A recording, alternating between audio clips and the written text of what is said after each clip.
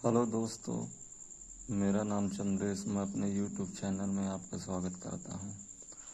आज मैं इतिहास के एक परिचय के बारे में आपको बताऊंगा। इतिहास का पूर्ण परिचय जो हर एग्जाम में महत्वपूर्ण रखता है। इससे कई क्वेश्चन पूछे जाते हैं हर एग्जाम में। देखिए, इतिहास को 3 भागों में बांटा गया है। 3 पीरियड में बांटा गया। कह सकते हैं कि इतिहास को 3 समय में विभाजित किया गया। पहला जो हमारा काल है वो प्रागैतिहासिक काल है, दूसरा जो है आद्य ऐतिहासिक काल और तीसरा जो है ऐतिहासिक काल। प्रागैतिहासिक काल में जो है इसको 3 भागों में बांटा गया है। इसको भी 3 भागों में विभक्त करते हैं: पूर्व पाषाण काल, मध्य पाषाण काल, नवपाषाण काल। ये जो इसका समय है पूर्व पाषाण काल का, अज्ञात यानी शुरुआत आज तक कोई हमें जानकारी नहीं मिली है। पूरा पाषाण काल कब से शुरू हुआ यानी अज्ञात है वो। और इंड अंतिम कब तक चला है इसके बारे में 9000 ईसा पूर्व तक दर्शाया गया है, यानी हमें जो है इसकी जानकारी मिली है।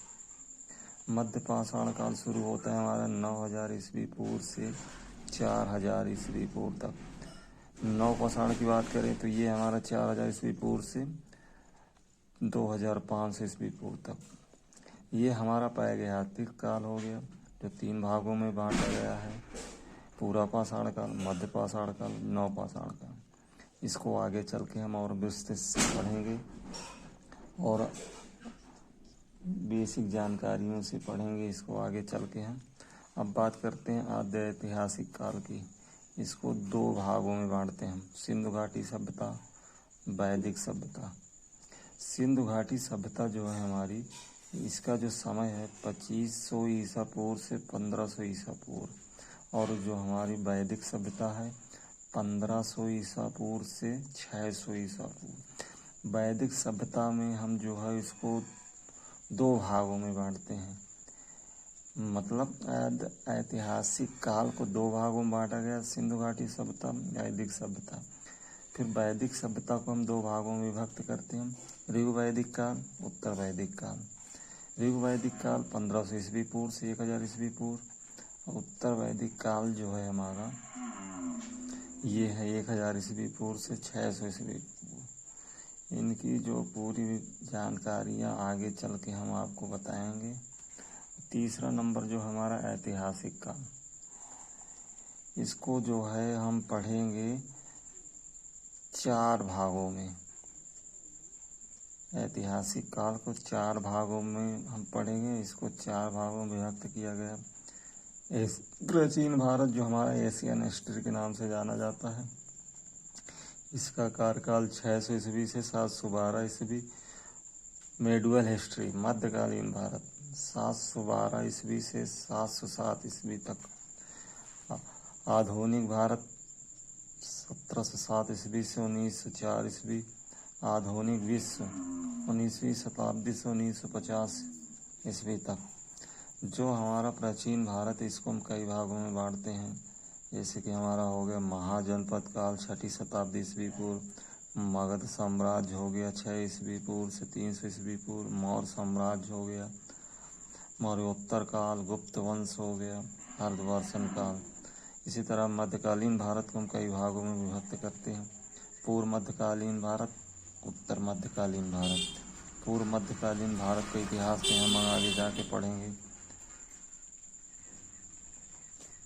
उत्तर भारत राजपूत, पाल, गुर्जर, प्रतिहारी छोटे छोटे वंश थे, राजा थे।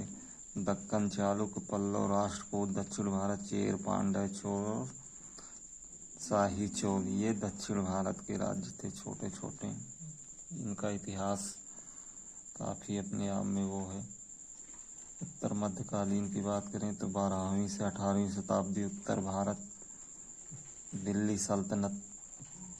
दक्कन दक्षिण भारत, विजयनगर, चौहान, मुगल वह। चेर देवगिरी के यादव, अरगल के काकतीय। ये उत्तर मध्यकाल हो गया हमारा। अब बात करते हैं आधुनिक भारत की।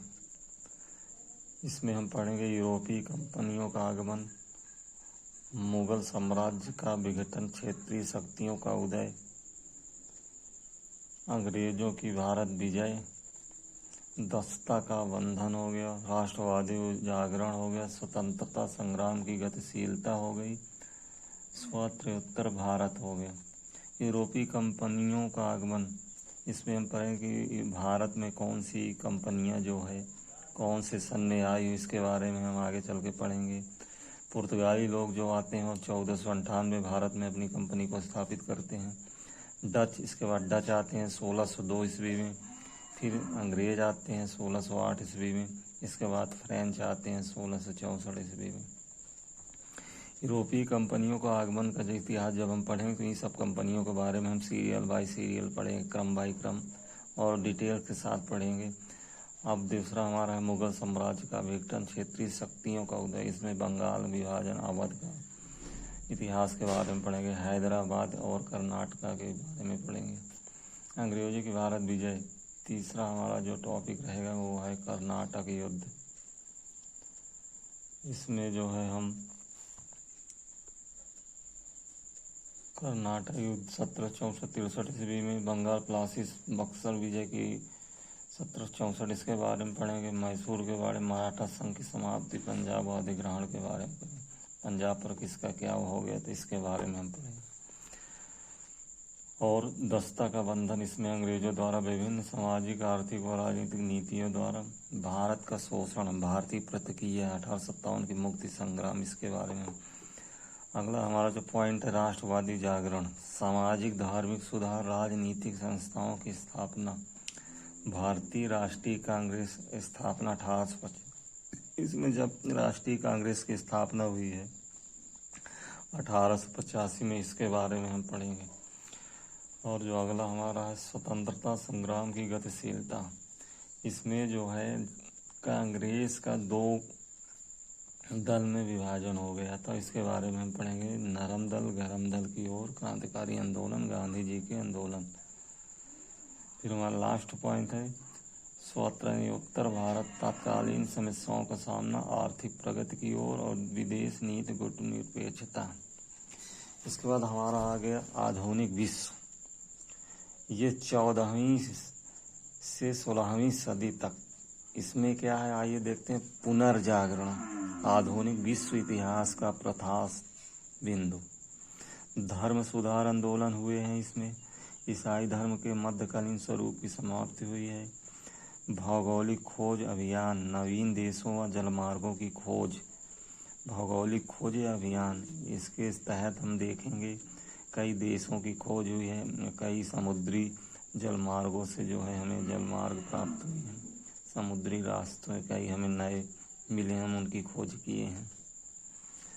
इसके बाद 1750 से 1900 ईस्वी औद्योगिक क्रांति, इंग्लैंड से प्रारंभ, अन्य देशों में प्रचार, यानी शुरुआत इंग्लैंड से हुई है और इसका प्रचार प्रसार जो है कई देशों में हुआ है। अमेरिका की क्रांति, पहले इंग्लैंड की क्रांति होती है, इसके बाद अमेरिका की क्रांति, इसका समय 1776 से 83 ईस्वी।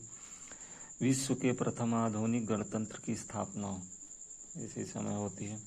इसके बाद आती है फ्रांसीसी क्रांति, 1789 ईस्वी, मानवाधिकारों की घोषणा होती है।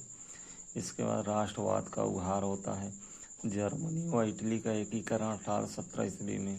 ये जो राष्ट्रवाद का उभार है ये जर्मनी व इटली का एकीकरण के उसमें से जुड़ा हुआ है। इसके बाद बात करते हैं 19 से 1950 ईस्वी, प्रथम विश्व युद्ध हुआ था, फिर इसकी संधियाँ हुई थी, राष्ट्र संघ की स्थापना हुई थी। 14 से 18 जो हमारा प्रथम विश्व युद्ध था वो 1914 से स्टार्ट हुआ और 18 में खत्म हुआ, यानी कितने साल चला? 4 साल चला। ये क्वेश्चन बनता है, ये पूछता है कई बार, प्रथम विश्व युद्ध कितने वर्ष तक चला? तो 1914 से 18 यानी 4 साल तक प्रथम विश्व युद्ध हमारा जो है स्टार्ट हुआ था, इसमें 4 साल तक चला है ये।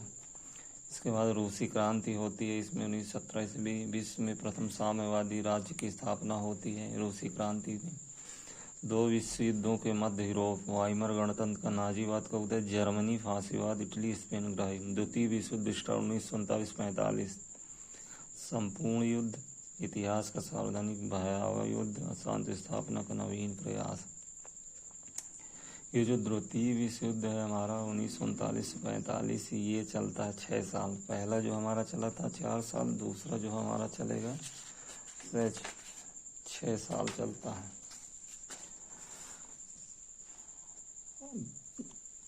बस आज के वीडियो में इतना।